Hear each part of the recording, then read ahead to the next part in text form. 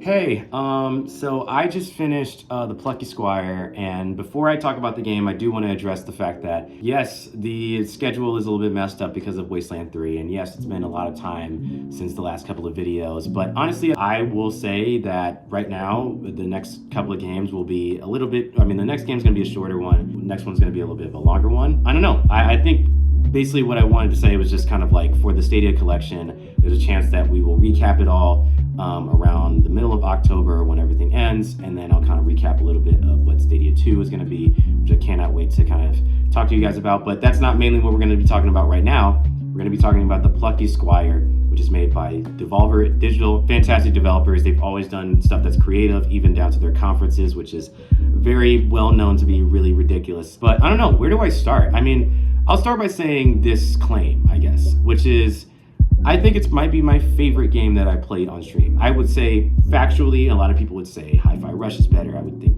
some people say The Medium is a tighter game, right? But this game, more than anything, there's two things that it reminds me of. It reminds me of the Toy Story 3 game I used to play as a kid. It was on the Xbox 360. It was this very fun game. I never finished it because, you know, if there's one puzzle that a kid can't really finish, then, you know, it's kind of out of whack, right?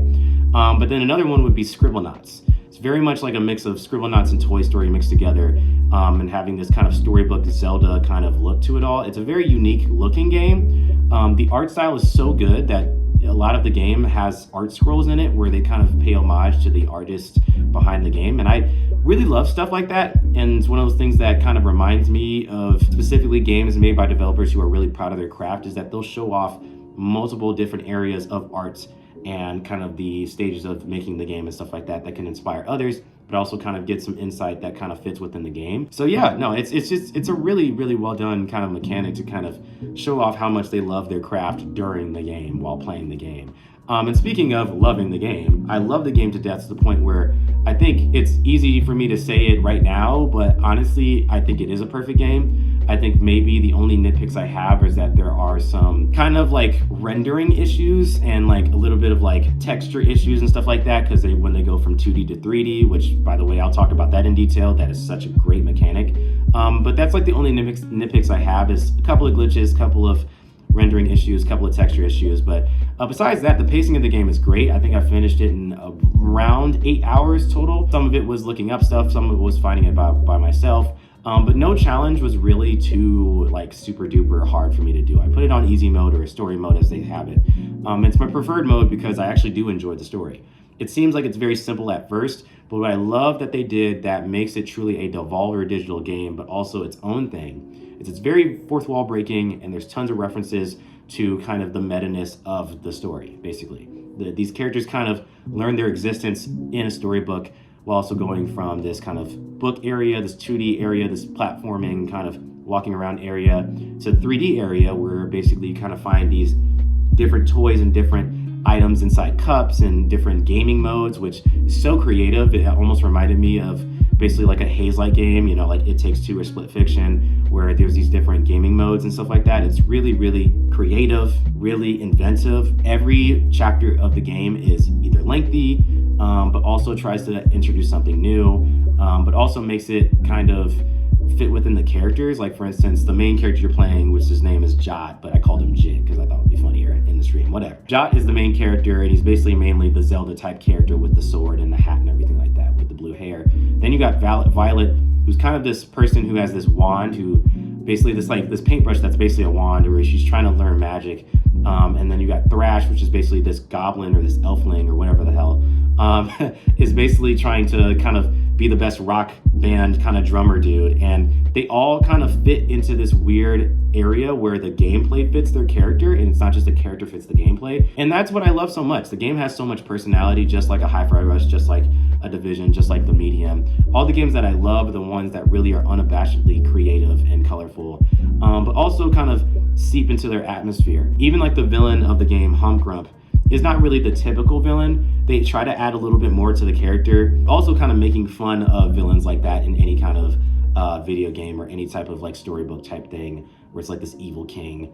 I don't know, like even specifically Moonbeard and Minibeard in particular are very helpful characters. It's a great way to do a tutorial while also giving the tutorial characters so much to do. I don't know, and even like a character that's a bookworm that can travel through different notes, like it just constantly tries something new every single time I jump in or every time we get to a new chapter. And I just really appreciate it. Like I really do. And specifically the combat is so clean. When you learn how to throw your sword, when you know how to do a jump attack and a spin attack, it's absolutely phenomenal. I couldn't get enough of the combat. I didn't know how good the combat was until I played it. And I was even thinking to myself, I'm like, is it better than the Hi-Fi Rush combat? And I'm like, nah, not really.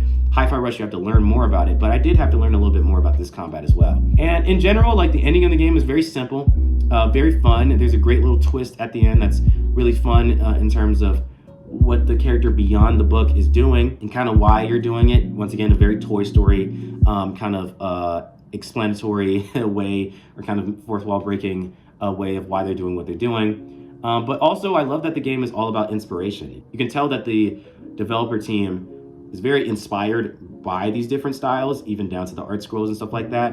But specifically the game being about inspiration actually helped me kind of understand the motivation behind making a game like this that isn't just a kid's game, but it's for all ages. I don't know, I'm rambling a lot, but a lot of it is passionate rambling. So I'll just cut it short here. I'm gonna give the Plucky Squire a big old 10 out of 10. There's really nothing really wrong with the game. There's just a tiny bit of glitches. It didn't crash the game, but it's just some things I had to kind of go back and forth with during the stream, but that's okay. It's a measly 8 hours. I would say kind of do it in 2 tries.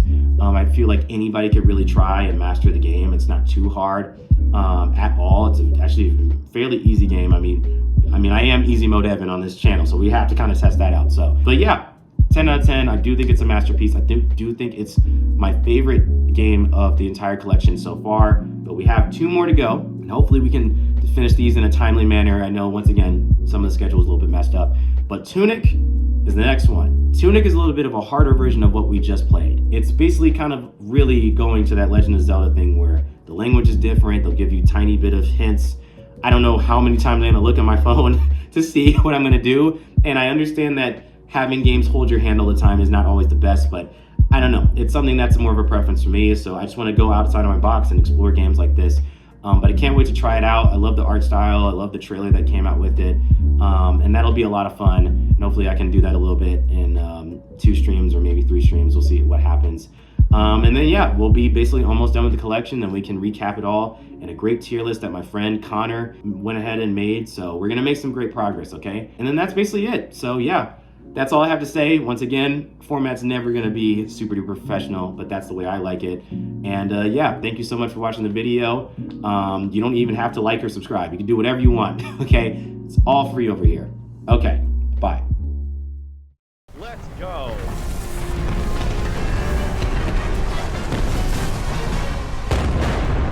Oh my God, here we go.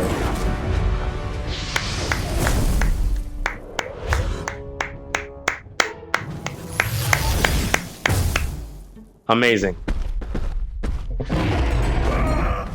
And getting by a dinosaur. Little asshole. Let's go, man.